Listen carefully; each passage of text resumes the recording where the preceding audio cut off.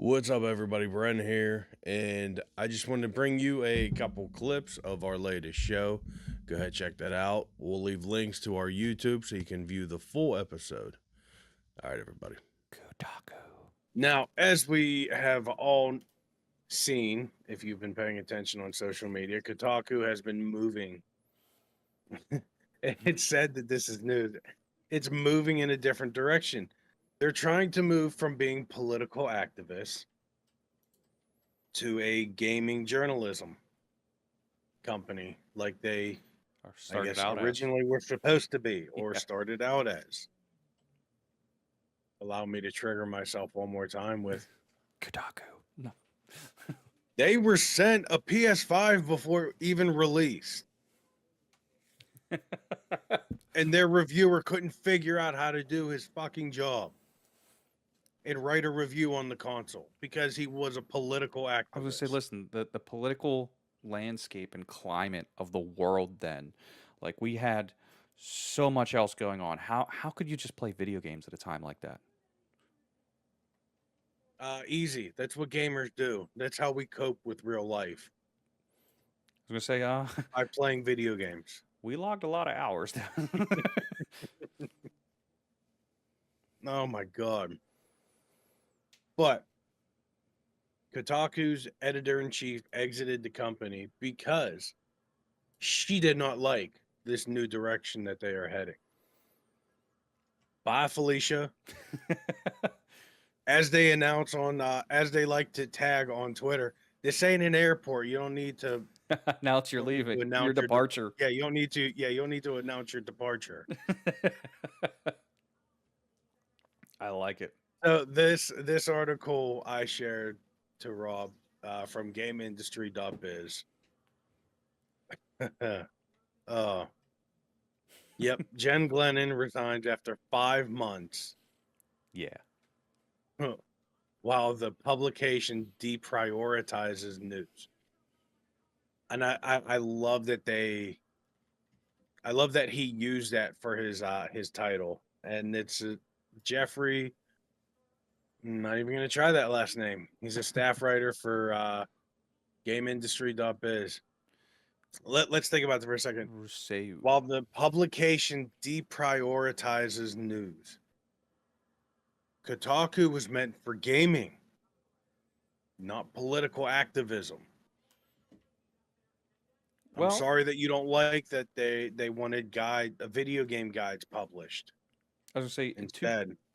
to be fair, that Okay, I could see them covering political stuff no, no, if no, it no.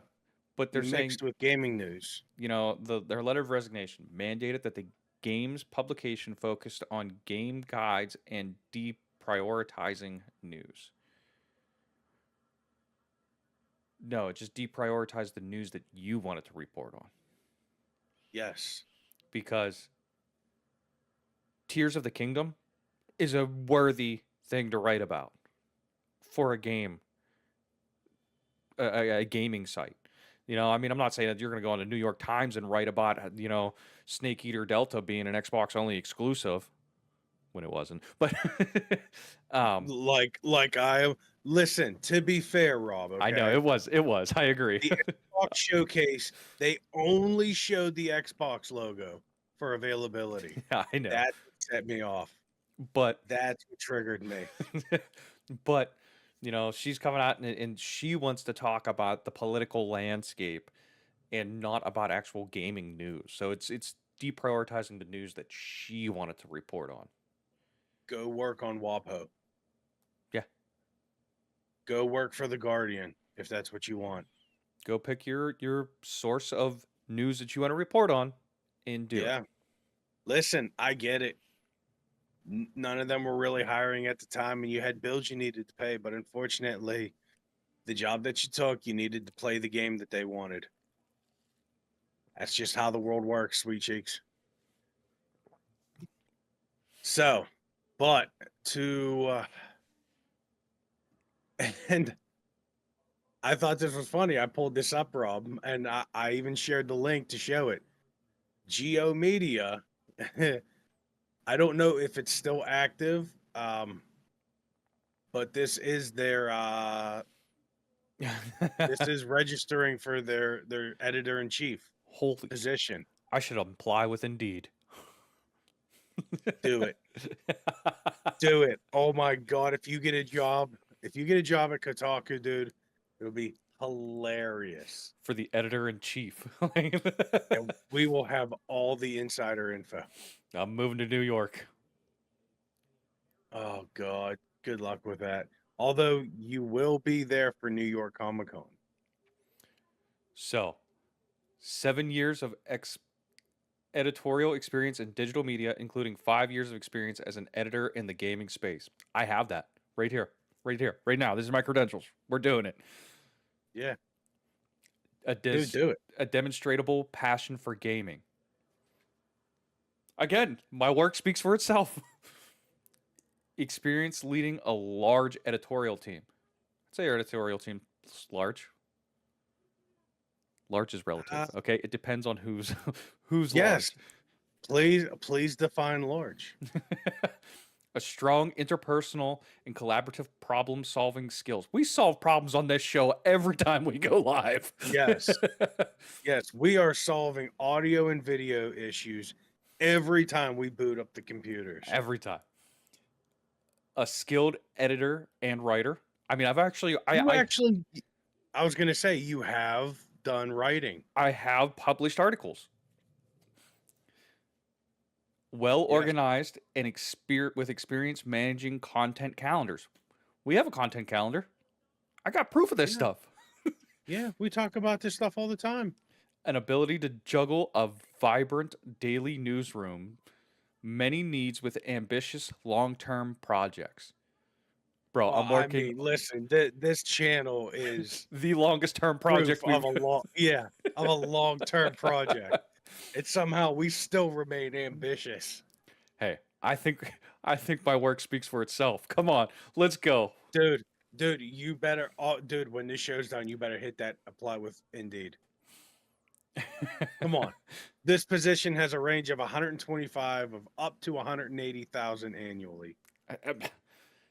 Bruh, I'm in. Yeah. Can I live just outside of New York, like not actually in the city?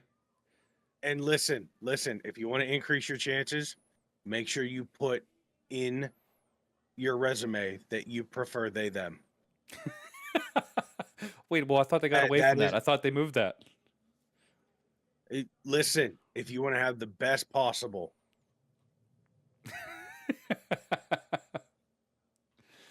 Oh, let's see if I get hired at Kotaku.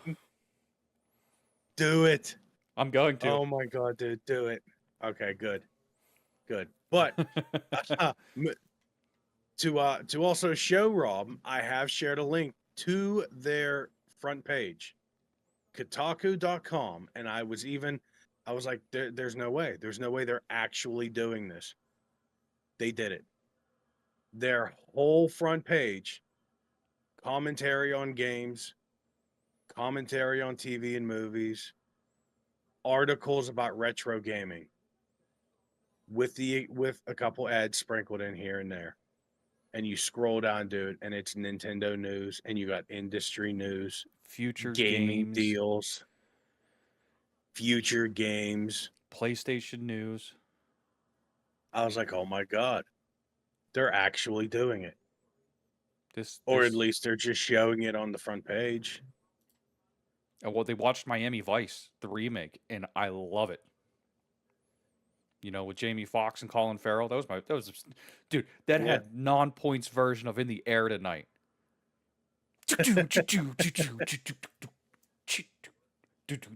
But I was thoroughly surprised. They actually do have gaming stuff. Now, if you want to get a little more in depth on it, I did check out a couple. of the articles, one specifically by Alyssa Mercante.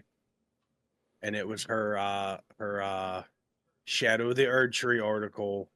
And she just had to put in there that she was a victim and she was being attacked by hate mobs, this and that. Listen, you're not fooling anyone, girl.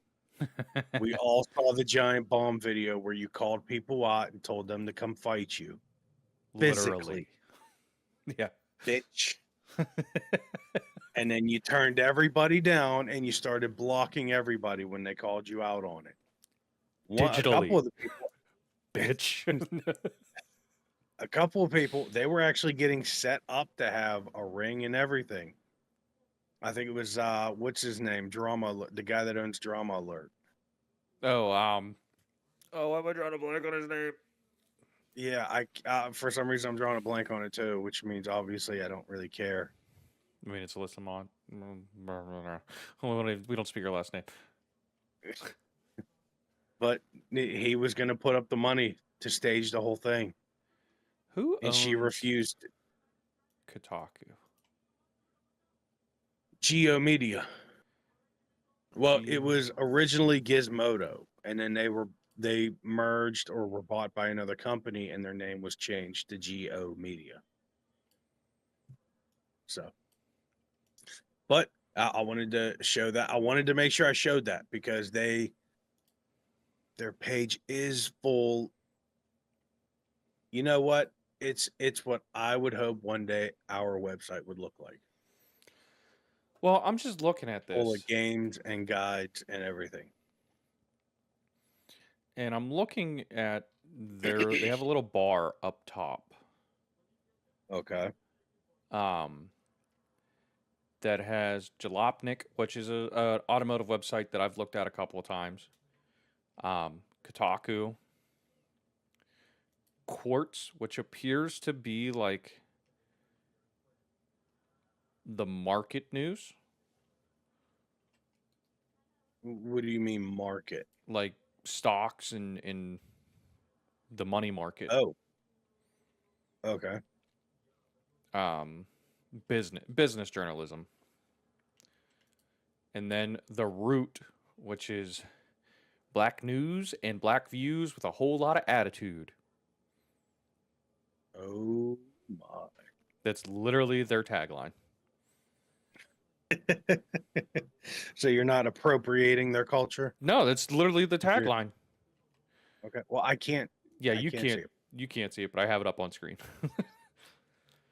um, and then they have the inventory, and its tagline is "It's all consuming," and it's just like deals. Oh my. Like they have one for like gaming chairs and stuff. Speaking of gaming chairs, I got something I need to talk to you about. But yeah, so Kotaku shifting its idealisms. Okay. So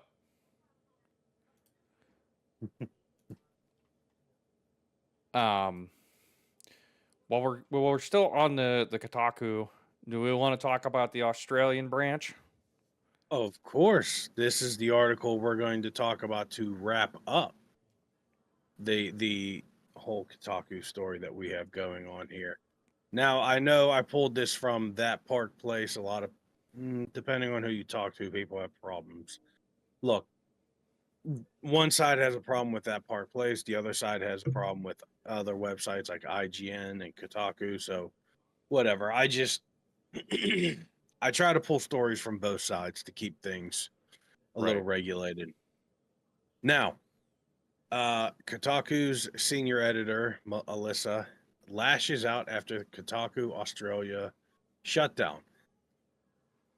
I think a shutdown is a little bit much to say on it. I think it was a mass layoff with, of course, like they say always, restructuring and everything. Right. Um, but they cut 40 jobs and they ended its licensing deals to publish third-party brands, including Vice, Refinery 29, Gizmodo, Lifehacker, and Kotaku AU branch. Um, but they said these titles will no longer be published in Australia, with the majority of their staff to be let go. I mean, what did you think was going to happen with the shit that these people post and share and do? Right. Who's it meant for? Because it never really appealed to gamers, and, and that was supposed to be your core demographic. an audience. You know what I mean? Well, I mean, the other thing too is if they're not making money off these, then they're just losing money. So of course you're going to sell off the non-money makers, and at worst case, start fresh. And I mean, really, have you watched some of these life hack videos, dude? Yes. Dumbest things ever. Yes. You mean to tell me I got to strip off almost a foot of wiring to massively wrap it around and then cover it in hot glue for it to seal up? Mm-hmm. Nah, listen, I've got other tools that make it a lot easier. You're not fooling anybody. Although I think the funniest, dude, was they showed 1,000 uses for a condom, and not one of them is what it was meant for. Well, of course not. You know, you got to repurpose, reuse. It's like Bear Grylls out there in the woods. Like, like it.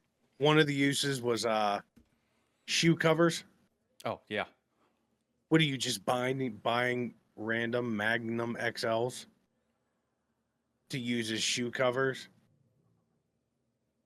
Yeah. Come on. I know. It was a joke that didn't really land. No, neither did their video. So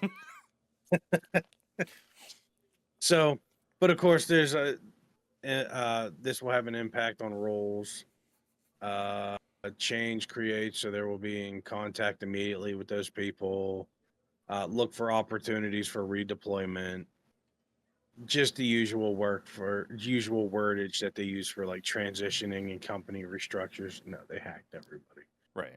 But there's a tweet here from David Smith. I guess he works at Kotaku Australia. Just basically putting the news out there that they're all done. Yeah. But of course, Alyssa had to chime in. Oh, of course. And then the last two messages, she couldn't help but bash people for it. The internet and the rats infesting it are even crueler, but a reminder. Cheering for good people losing their jobs while men get rich off their labor is morally bankrupt. And BTW, I hate that I even have to say this, but let's stop the reactionary ride before it gains speed. We are not affiliated with Kotaku AU. We don't share anything except a love for games and good reporting. Stop. Stop. No. No, no, no, no, no, Good no. reporting. A love for games and good reporting. Good reporting. Yeah, we'll go with good reporting. Games and good reporting. You had a reviewer who couldn't write a PS5 review before the console was officially released to the public. Good reporting. And even more, like in her first thread of the tweet, you know, it says that she's sending solidarity and love to the amazing writers at Kotaku Australia and all the other sites affected. Yeah, what are the other sites? Tell me. She can't. She doesn't know. She doesn't care. You are all I didn't even stars. bother reading. Yeah, sorry, you were continuing on with that. My bad. You are all stars and deserve better. Capitalism is cruel. Your work remains always. Capitalism is cruel. Capitalism is the reason you even have a job. My point exactly. Okay. Yes. In today's day and age, you think people can't research games themselves? You think there aren't smaller publications like independent people that write their own reviews the same as you do? Like us. Yeah. Yeah. There's a You million. have a big you have a big evil capitalist corporation, which let's take you back to the Kotaku site and the amount of ads that are posted on your website that are the reason that you have a job. Kotaku, and you want to say capitalism is even. Kotaku literally sued small journalists like us for using the name Kotaku in a report. They sued an indie developer for putting a Kotaku review on his website for one of his games. And every time he said Kotaku, it was a $5,000 infraction. An indie game developer was so happy to have 5-star reviews on his game that he made that Yeah. he started sharing them on his website. And Kotaku attacked him for that. Yeah. It's not ridiculous. It's not capitalism that is cruel. It's greed. It is no, there's a certain term that I'm now drawing a blank on. Litigious. Only in America can you sue whoever you want for whatever reason you want. And that's one of them. The company that she works for. Yeah. It blows my mind how the most basic of principles fail to fucking reach these people. Capitalism is cruel.